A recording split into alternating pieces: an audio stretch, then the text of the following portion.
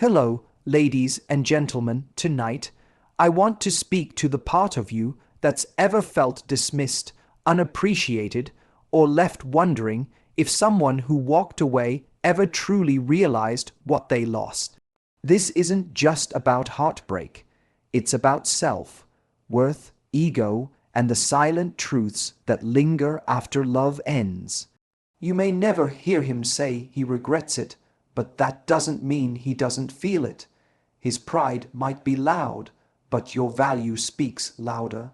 This is about reclaiming your power, understanding the silence, and realizing that closure doesn't come from him, it comes from you. Let's talk about that truth. One of the hardest things to accept after a breakup is silence. That lingering question in your mind, does he regret it? Does he even care? And I want you to hear this clearly. Just because he's not saying it doesn't mean he's not feeling it. Regret doesn't always come wrapped in an apology or some emotional declaration. In fact, more often than not, it hides behind silence, distraction, or even the illusion that he's moved on. But silence isn't absence of emotion, it's avoidance. And sometimes people avoid the truth because they know admitting it would crack the foundation of their ego. He may act like he's fine, like losing you didn't matter. Maybe he's posting on social media, dating someone new, or keeping things casual and carefree with his friends. But behind that, there's often a quieter, more uncomfortable truth he's not dealing with. He knows what he had in you. He knows the way you showed up, how you cared, how you gave him grace and chances, and how you rooted for him. That doesn't just disappear, it stays with someone. And when a person loses that kind of love, not because you left easily, but because they made it impossible for you to stay, it leaves a mark. But here's where it gets tricky. Admitting regret would mean admitting he messed up. It would mean facing himself. It would mean confronting the fact that he let go of someone rare, someone real. And for some people, that kind of accountability is too heavy. So instead of saying, "I regret it," they double down, they put on a front, they distract themselves. They keep moving like nothing happened because to stop and reflect would hurt more than they're willing to admit. So don't take his silence or his "I'm doing great" act at face value. Just because he's not reaching out doesn't mean he doesn't think about you. Just because he's not saying he regrets it doesn't mean he doesn't. Some people stay quiet because they think speaking up would expose too much of their own failure. And instead of admitting that they're hurting, they pretend they've healed. That's not strength, that's ego. But here's what matters most for you. His inability to admit regret doesn't diminish your worth. His silence isn't a reflection of your impact. It's a reflection of his emotional limitation. You're not waiting for closure. You're not waiting for proof that he cares. You already know what you brought to the table. You already know what he lost. He regrets it. You just won't hear it from him. It's easy to take someone's behavior at face value after a breakup. When he acts cold or distant, when he seems completely unaffected, it's natural to think, maybe he really didn't care. Maybe it was just me who felt everything. But that's not always the case. Sometimes what looks like indifference is actually ego doing its job. His ego isn't a sign of strength. It's a defense mechanism. It's protecting him from having to feel the weight of what he lost. You have to understand something about ego. It hates accountability. It hates vulnerability. So when someone loses a meaningful relationship, especially when they know deep down that they played a role in that loss, the ego steps in and says, "Let's not go there. Let's not feel that. Let's just pretend we're fine." That's when he starts acting like it didn't matter. That's when he convinces himself and maybe tries to convince you that you were just a chapter, not the story. But underneath that ego is discomfort, guilt, maybe even sadness. You were there for him, you believed in him. You gave him something stable, something safe, something rare. And while he may not have said it out loud, he felt that. He still does, but to acknowledge that would mean admitting he mishandled it. It would mean lowering the guard he's hiding behind. And a lot of people don't know how to do that. So instead, he leans on ego. He shows off. He distracts himself. He flirts. He parties. He gets into something new, something shallow, something easy. Not because he's over you, but because it's easier than dealing with the real consequences of losing someone who actually loved him. He'll rationalize it, blame timing, blame the situation, or worse, blame you, because it's easier for his ego to believe that than to say, I messed up. And if you're not careful, you'll start believing that version of the story too. You'll question your own value. You'll replay moments in your head, wondering if you asked for too much or expected too soon. But here's what I want you to know. His ego might be loud, but the truth is still there, buried underneath. It doesn't go away just because he won't admit it. He knows exactly who you were to him. He knows what he had. He just doesn't want to face the version of himself that let it go. You can't control whether someone drops the ego and chooses growth. You can't force someone to admit the truth to you, or even to themselves.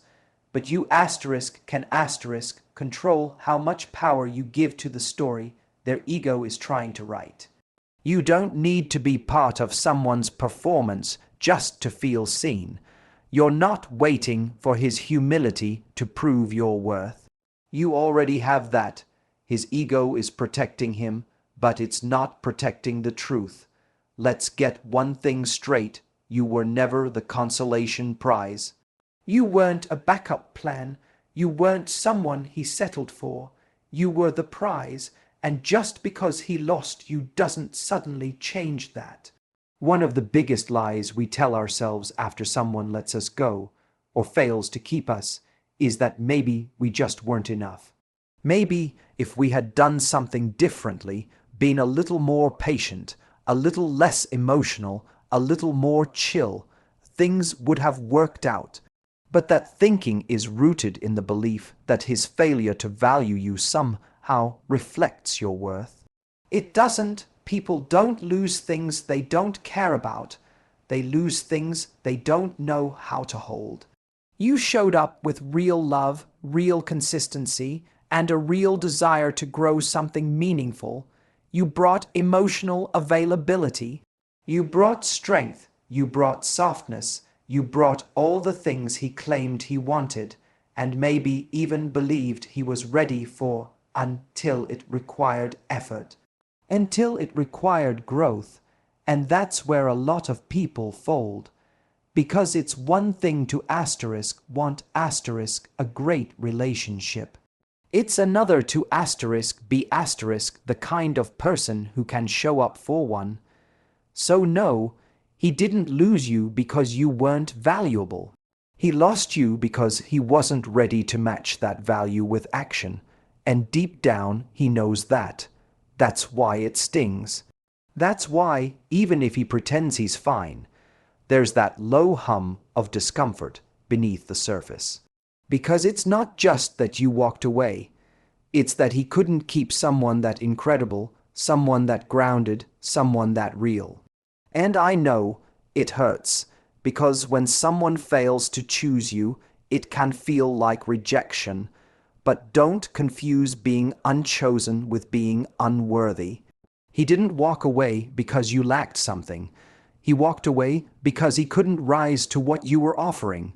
That's not a reflection of your value. That's a reflection of his capacity.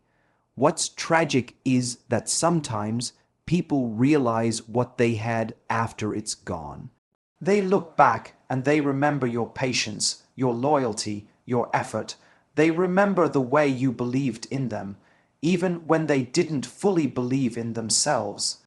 But by then, the damage is done, and still, some will never admit it, because to do so would mean admitting they weren't enough in that moment to meet you where you were.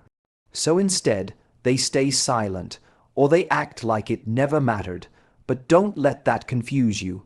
You were the prize before he lost you, and you're still the prize now. One of the biggest traps we fall into after a breakup is waiting for them to say the one thing we think will finally give us peace. Waiting for the apology, the admittance that you were right, I messed up. We hold onto this hope that if they just gave us that one honest conversation, we could finally close the chapter. But here's the truth. You will never get closure from someone who isn't even honest with themselves. And if he can't face what really happened, if his pride or denial won't let him go there, then he's not the one who can give you what you're looking for. People who can't take responsibility will always rewrite the story in their favor, not because they're malicious, but because it protects their ego. If admitting the truth means admitting they hurt someone who genuinely loved them, admitting they weren't ready, or that they took something real for granted, then that truth becomes too painful. So instead of facing it, they run from it, they minimize it, they twist it, and they keep themselves emotionally distant from the damage they caused. And you're left sitting with the pieces, replaying conversations, wondering if you said too much or not enough. Wondering if maybe, just maybe, they'll come around and say the words that'll help everything make sense. But what you're really doing is delaying your healing, waiting on someone who couldn't even meet you with honesty asterisk, while asterisk, they had you to suddenly find it asterisk after asterisk you're gone. That's a heavy burden to place on someone who's already shown you they don't have the emotional courage. Closure doesn't come from their words. It comes from your decision. It comes from choosing to stop giving power to someone who couldn't even show up for the truth. You already know what happened. You already know how you showed up. You already know what you gave. You were clear and you were present. That's your closure. That's your truth. You don't need him to confirm it.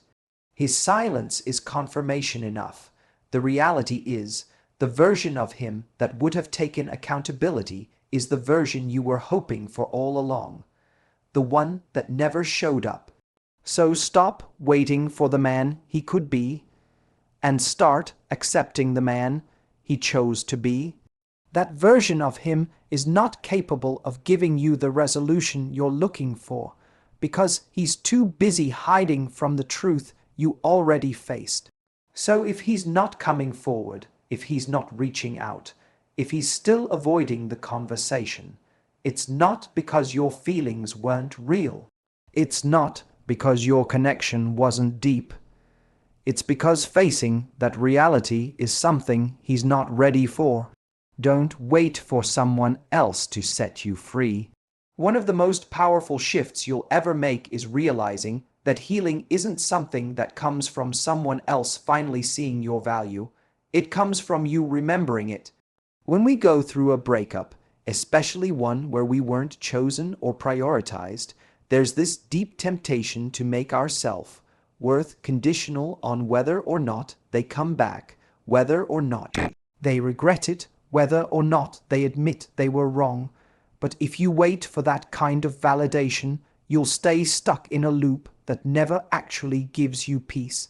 You don't need someone to circle back and tell you how incredible you were for that to be true. You already know it. You already lived it. You already loved with your whole heart, showed up, communicated, and tried. That's your truth. That's the part you own, and it counts even if no one claps for it, even if the person you gave it to couldn't receive it. See, a lot of people expect healing to come the moment someone else wakes up and realizes what they lost.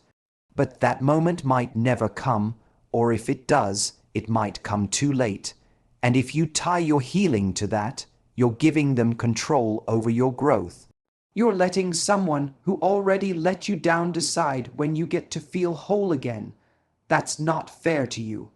The real work begins when you take your attention off what they think, what they feel, what they might say one day, and put it back on you, on your life, on your goals, on your peace. You don't rebuild your confidence by waiting for someone else to finally acknowledge it. You rebuild it by getting up each day and doing the things that remind you of your strength, by surrounding yourself with people who reflect your light, not diminish it, by saying yes to the life you put on pause when you were focused on them. And here's the thing, every time you choose to pour into yourself, every time you set a boundary, every time you stop checking if they watched your story or if they're online, you're sending a message to your own heart. Asterisk, you matter, you're enough. You didn't deserve what happened, but you do deserve better going forward. Asterisk, their silence doesn't get to define you. Their ego doesn't get to write your narrative. They may not acknowledge what you brought to their life, but you can. You were kind, you were patient, you were willing, and now you're wise. That's not something you wait for someone else to validate. That's something you choose to believe and carry with you.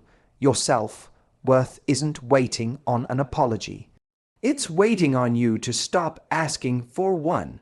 There's something incredibly powerful about the quiet transformation that happens after heartbreak, the kind that doesn't beg for attention, doesn't need to be posted or announced, but is felt in way you start showing up differently.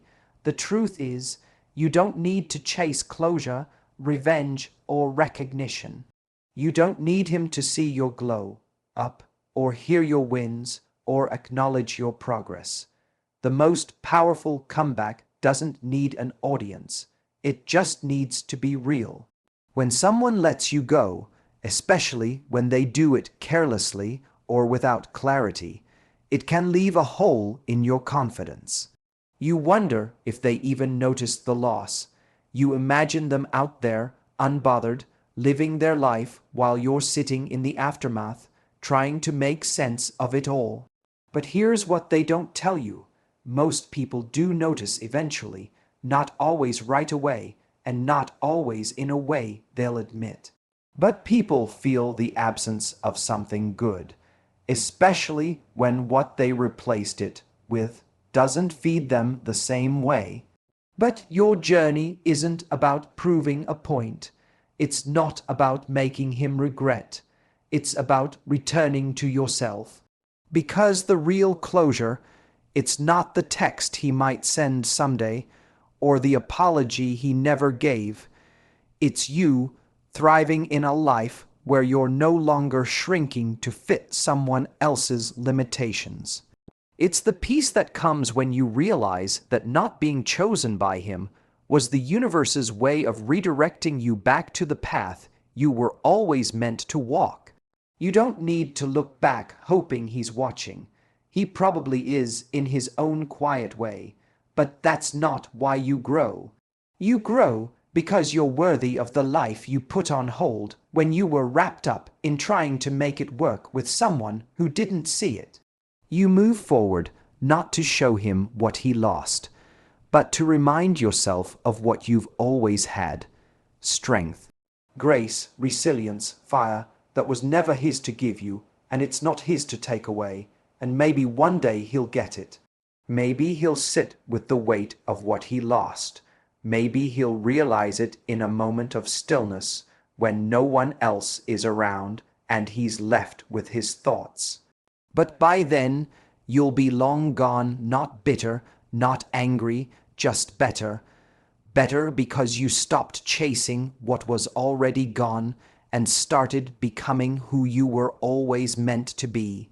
Let your life be the proof that you never needed his validation to rise.